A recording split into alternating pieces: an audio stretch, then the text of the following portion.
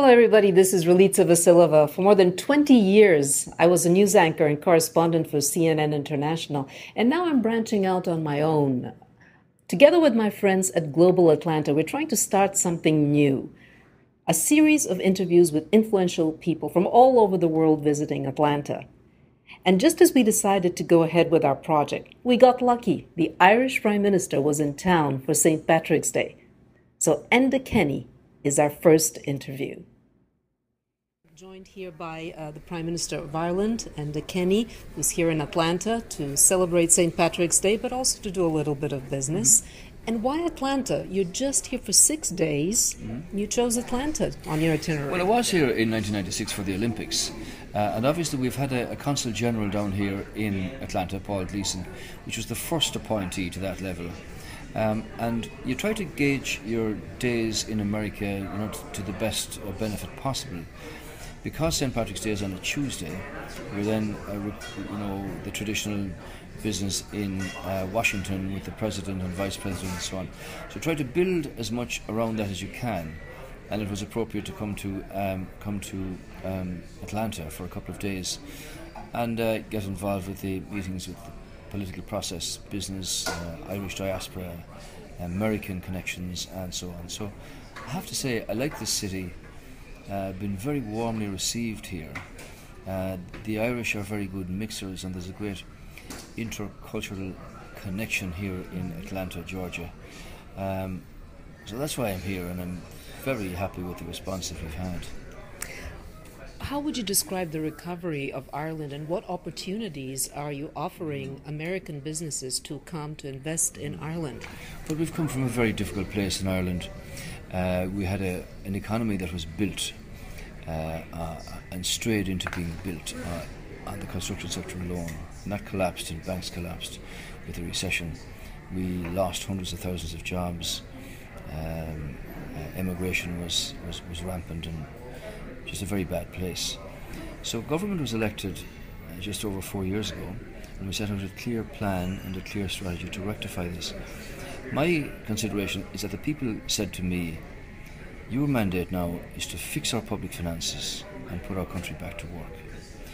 So we've maintained what was to our advantage. We didn't tax employment, we didn't increase income taxes. We maintained as a priority the rebuilding of our integrity and credibility internationally. That's shown, for instance, in investment from the United States in Europe declined by 19% last year, and yet it rose in Ireland by 42%. Now, I wanted to ask you about the cost of that, though, the austerity, the pain that your people had to go through to get to where they are. Are you having second thoughts? Well, Ireland's actually in a position now where we were able to raise 30-year money at 1.3% last week, whereas that was 15% 4 years ago, so we were blocked out. We've also had the approval and consent of our colleagues at European level to buy out the 18 billion of IMF loans that we had to borrow at higher rates, and that saves the taxpayer about 1.5 billion. Of course, if you look back in hindsight, things could have been very different. The situation that we inherited on taking up the reins of government were quite disastrous and catastrophic. So already we're in a bailout situation with a troika in Ireland. So what we said was we would negotiate our way out of that. We would put in place the structures at a European level that wouldn't allow for this to occur again, and that we would continue to focus on improving the business environment in Ireland, on restoring access to credit, and dealing with the mortgage distress of so many people, and on creating opportunities for jobs, because jobs are the only route out of poverty and despair, and give people the opportunity to have financial independence, the integrity and dignity of having a job, and therefore a contribution to themselves and to their country. I wanted to get your opinion on what is happening with Greece. There's a new Greek government which says this austerity is unworkable. We have to change the bailout conditions. Where do you stand from your experience?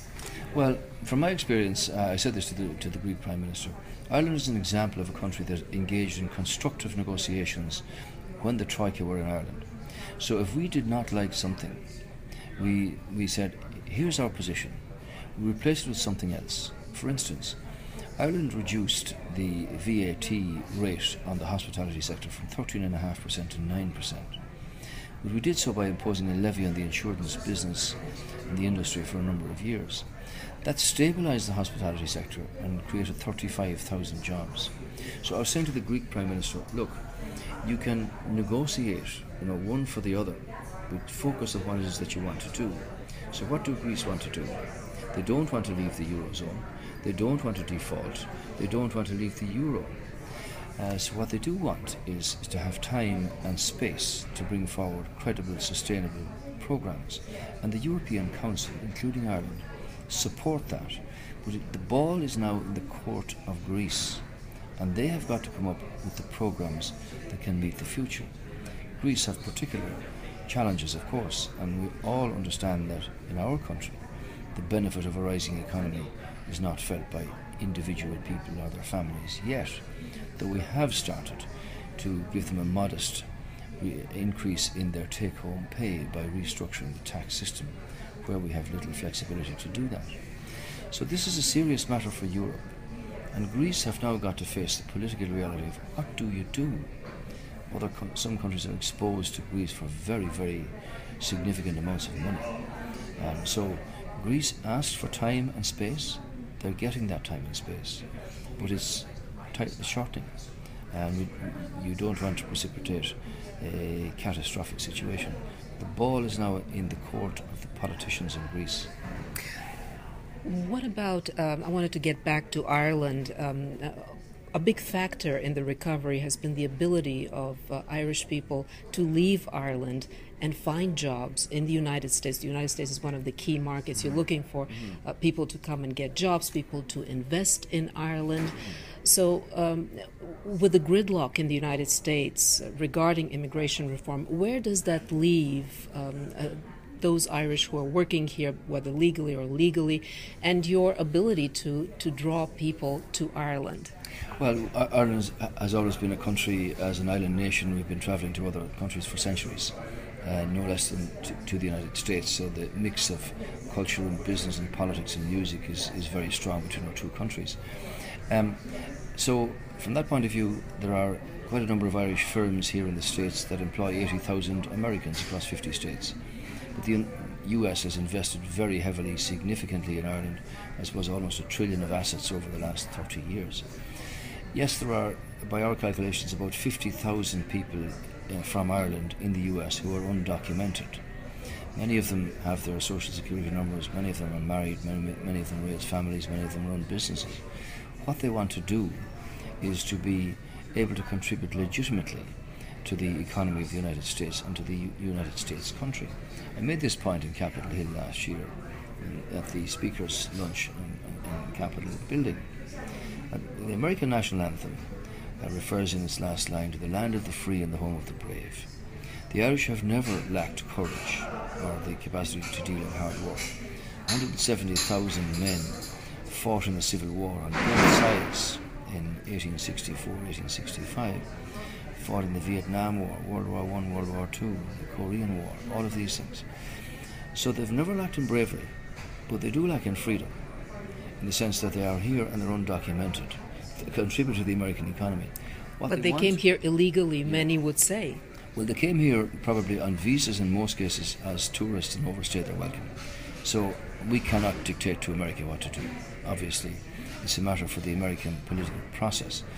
But what Ireland is only a very small segment of the undocumented or illegals in the United States, which may run to 15 million. But what our people want is a path to legitimacy, and they want to comply with any conditions that are set down for that. The practicality of this is that if somebody's mother dies in Ireland, they can't go back for the funeral because they can't get back into the States. The same applies for everybody else. So that's a matter of politics for the American government. President Obama made his executive decision, and we supported that. Obviously, there's been a change in the powers that be now on Capitol Hill with the Republicans in charge, and clearly that's an issue that they are in control of, and obviously will reflect very carefully on. We would like to see a situation where those who are undocumented from Ireland in the US can find a way over a period of years to legitimacy, that they can fully and openly contribute to this great country. One last question I wanted to ask you about the rising anti-immigration sentiment in Europe at a time when they need to integrate immigrants who are being lured into the hands of ISIS. What are your concerns about that? Well, for instance, if the population of Africa were to double in the next 20 years, which it will, if even 10% of young males were to emigrate from Africa, no country in Europe could withstand that scale of pressure. So there's got to be a serious look at the kind of immigrant policies that are put in place. Germany, for instance, will lose 6 million workers in the next 10 years through retirement. They've got to be replaced by workers from other places. That may well be from outside the European Union or whatever. So it is an issue that we need to look at. But you can't have a situation where boats are crossing the Mediterranean in very haphazard fashion and thousands of people losing their lives from the Middle East and from Africa. That's not what we want.